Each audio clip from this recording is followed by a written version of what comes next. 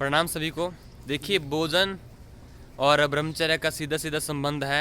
अगर आपको लग रहा है कि आप फास्ट फूड या फिर कोई तामसिक भोजन करके ब्रह्मचर्य पालन कर पाओगे, तो ऐसा नहीं हो सकता। ब्रह्मचारी को तो जैसे कल भ्राता जी हम बात कर रहे थे इसी विषय पे, तो ये कह रहे थे कि ब्रह्मचारी को तो जो भोजन है वो बिल्कुल ऐसे कहते हैं कि कैलकुलेट करके खाना चाहिए, ना कि एक भी निवाला इससे ज़्यादा नहीं खाएंगे। तो इनसे हमें यही बात हो रही थी, यानी कि जो भोजन है, जैसे स्वामी विवेकानंद जी कहते थे कि जैसा खाओगे अन्न वैसा होगा मन, जैसा खाओगे फूड वैसा रहेगा मूड। तो सीधी सी बात है, मेरा तो अभी मैं पिछले लगभग 1 महीने से तो काफ़ी अल्पाहार कर रहा हूँ। पिछले 10 दिनों में लगभग मैंने 10 बार ही भोजन किया होगा। और आप थोड़ा सा देख भी रहे होगे, थोड़ा सा जो मेरा वज़न कम हो गया है। प्रभु जी, आपका क्या विचार है कि भोजन और ब्रह्मचर्य कितना संबंध है?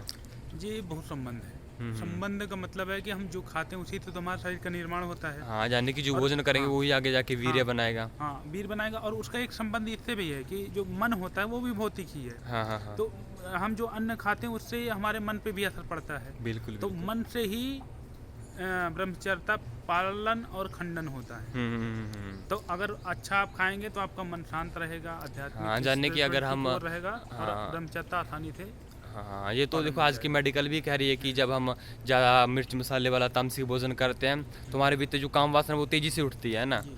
तो इसलिए हमारे ऋषि मुनि ने कहा कि ब्रह्मचारी को ज़्यादा अंकुरित अनाज खाना चाहिए ना। और उपवास की बहुत महत्व बताया, जाने कि उपवास समय समय पर 15 दिनों में 7 दिनों में, अगर उपवास चलो नहीं कर पाते तो अल्पाहार करो, है ना। ऐसे ठूस ठूस के खाओगे तो फिर काम वासना तेज़ी से उठेगी कि नहीं कर पाओगे, है ना।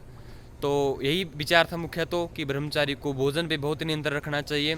और मैं तो यही कहूँगा कि रात का जो डिनर है वो आपको छोड़ ही दीजिए। नहीं तो फिर आप थोड़ा फलाहार कर सकते हैं, क्योंकि अगर रात को ठूस ठूस के खाओगे ना, पेट भर के खाओगे, फिर वही दिक्कत नाइट फॉल की दिक्कत रहेगी, इसमें दोष वगैरह होता रहेगा।